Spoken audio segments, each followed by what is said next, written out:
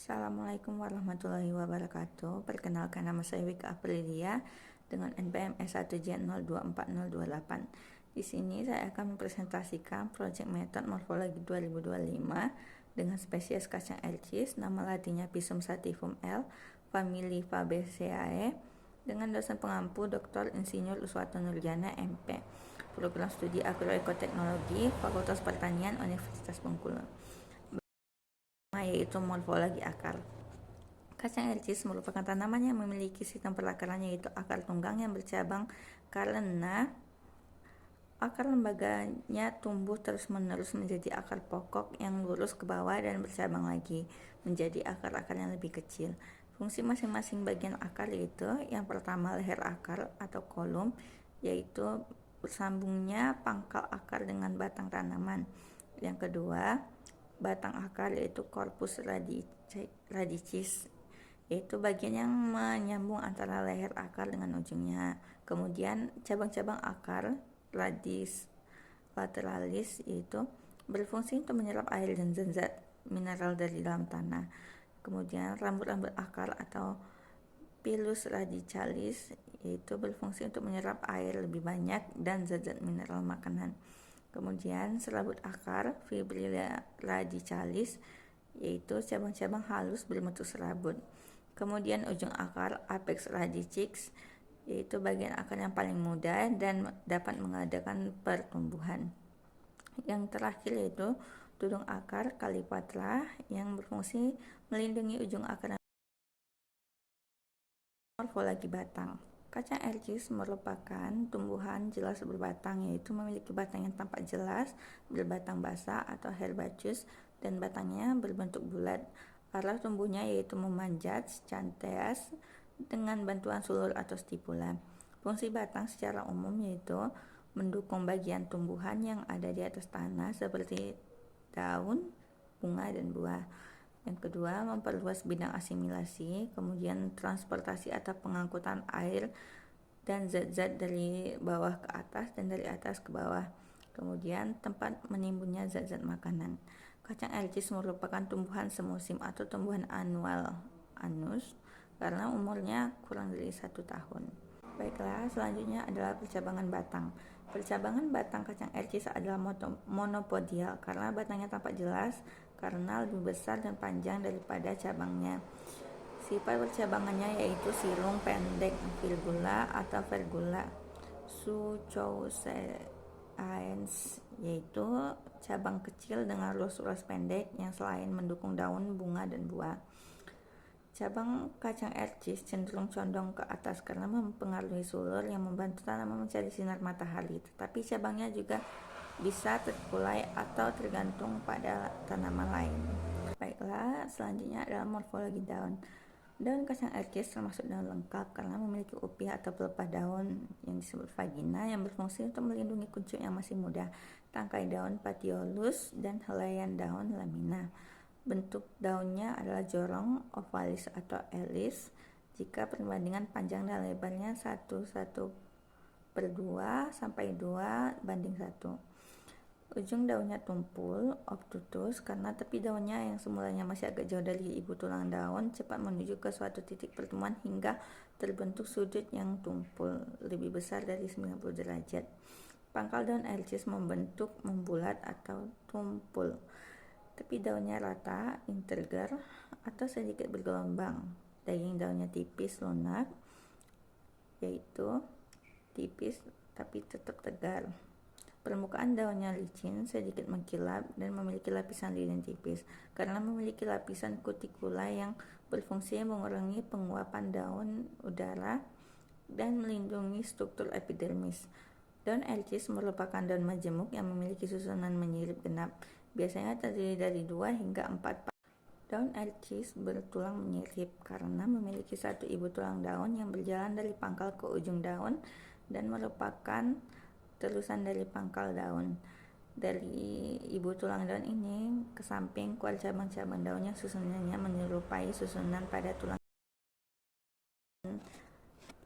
Morfologi bunga yaitu bunga elcis merupakan bunga lengkap karena memiliki benang sari atau stamen, putik pistisum, kelopak calyx, dan mahkota corolla.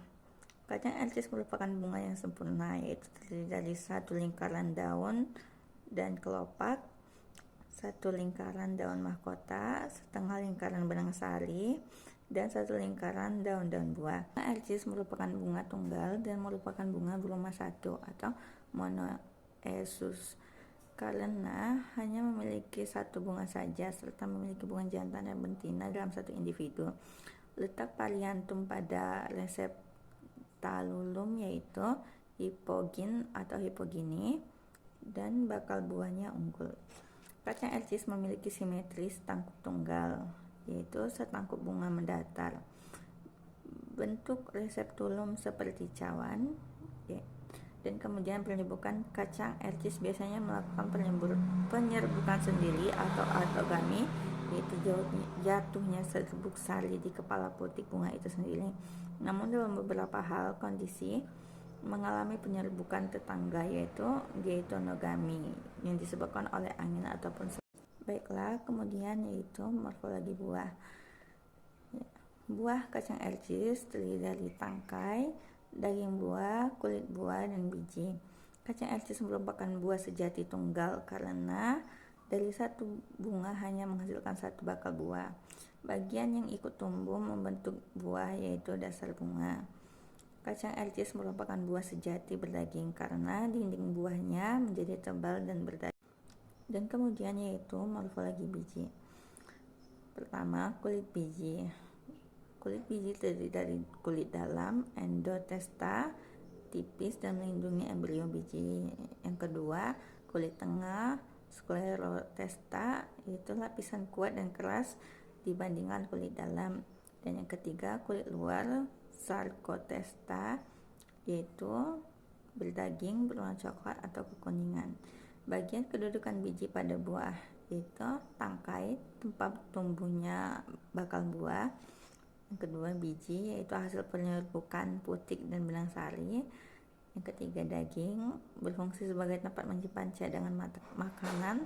Dan yang terakhir yaitu kulit buah, yaitu sebagai pelindung buah.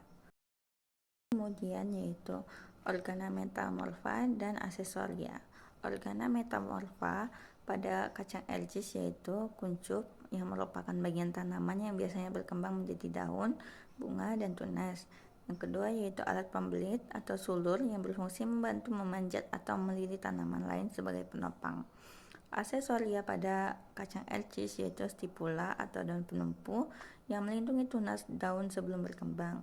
Dan yang kedua yaitu trikoma, rambut-rambut halus pada batang daun. Organa ini membantu kacang elcis tumbuh, berkembang, dan beradaptasi pada lingkungan. Kemudian yang terakhir adalah manfaat.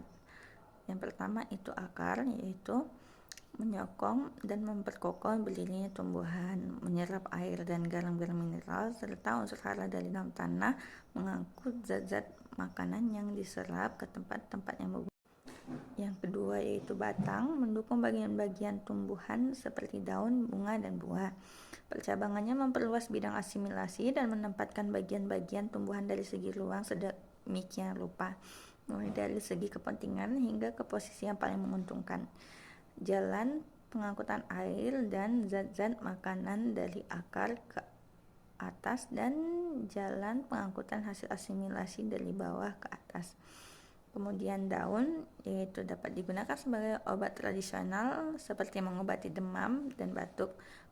Kandungan antioksidan yang tinggi melindungi tubuh dari radikal bebas dan dapat digunakan sebagai bahan kosmetik, yaitu masker wajah yang dapat membantu mengurangi jerawat. Kemudian bunga, yaitu selain untuk mendukung bakal buah, bunga elcis juga dapat diolah menjadi teh yang merupakan sumber antioksidan yang dapat mengurangi peradangan dan meningkatkan kesehatan tubuh.